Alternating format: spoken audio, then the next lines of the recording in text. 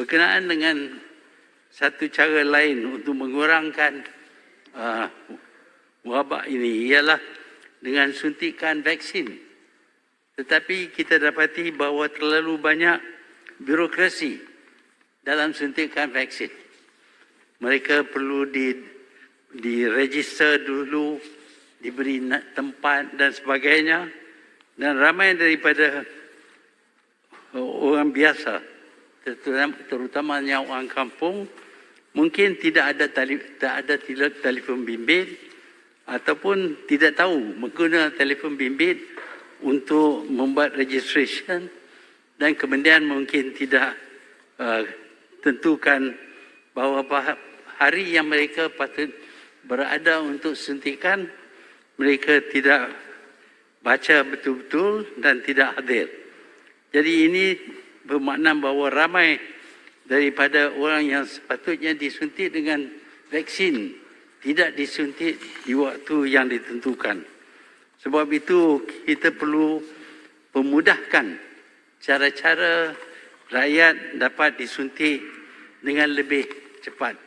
Kalau kita dapat suntikan yang lebih cepat, lebih ramai, saya yakin kita dapat bendung sedikit jumlah kes-kes baru yang terlibat. Waktu ini kita diberitahu hanya 1 milion saja yang sudah yang didapati dijangkiti tiap-tiap hari. Bermakna bahawa ada 31 milion lagi yang boleh kita suntik kerana mereka belum mendapat penyakit ini. Sebab itu suntikan perlu diadakan dengan lebih cepat supaya seberapa ramai yang mungkin akan dilindungi daripada dijangkiti dengan penyakit COVID-19 ini. Sebab saya berpendapat bahawa kalau satu badan yang dianggotai oleh pakar-pakar yang tidak ada dipengaruhi dengan politik akan menjadi lebih berkesan untuk menangani masalah wabak ini. Sebenarnya ada banyak cara-cara yang boleh dilakukan yang boleh mengurangkan insiden kes-kes baru. Kita perlu terutamanya melihat apa yang berlaku di negara-negara lain yang mana mereka lebih berjaya dalam membendung perkembangan penyakit ini.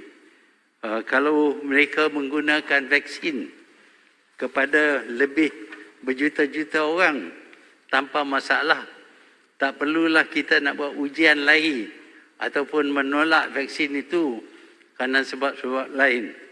Kalau vaksin itu sudah digunakan untuk bermilion orang di negara lain, maka kita perlu terima sahajalah vaksin itu supaya dapat kita bekalkan vaksin dengan mencukupi supaya seberapa ramai yang mungkin akan disuntik dengan vaksin.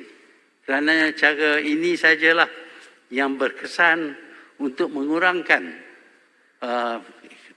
perkembangan wabak ini. Walaupun kita tahu kadang-kadang ada juga yang walaupun sudah dikenakan suntikan 2 kali tetapi masih boleh dijangkiti. Tetapi biasanya simptom yang mereka dapati adalah tidak begitu serius seperti yang belum disuntik. Sebab itu rakyat sekarang ini berhajat untuk disuntik. Masalahnya ialah kadang-kadang kita tidak punyai cukup vaksin dan kadang-kadang atas urusan birokrasi agak sukar bagi orang yang belum dapat suntikan diberi suntikan.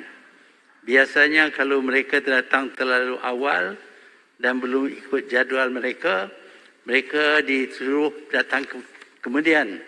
Sebaliknya saya berpendapat kalau mereka datang ke tempat suntikan dan kita masih ada vaksin, sepatutnya kita suntikan saja supaya dapat direkodkan seseorang itu sudah pun disuntik. Dengan cara-cara yang lebih agresif, maka kita dapat kurangkan wabak ini dengan mengadakan satu usaha untuk menyuntik seberapa ramai daripada rakyat yang mungkin. Sekian, terima kasih. Terima kasih Yang Berhormat